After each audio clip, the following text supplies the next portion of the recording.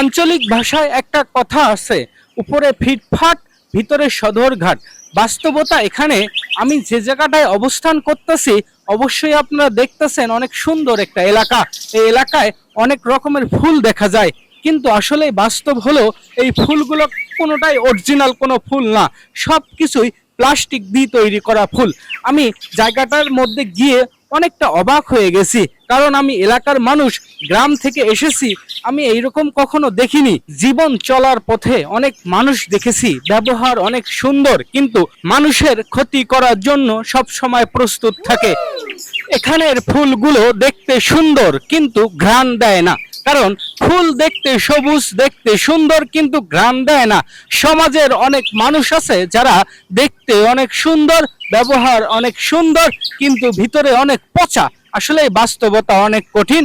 প্রিয় বন্ধুরা, আমার এই সোনার বাংলাদেশে দুধের মধ্যে ভেজাল, ফলের মধ্যে ভেজাল, সবজির মধ্যে ভেজাল। আসলে এই ভেজালের দুনিয়ায় ভেজাল তো থাকবেই। ভালো থাকবেন সবাই, আল্লাহ হাফেজ। আমার জন্য দোয়া করবেন।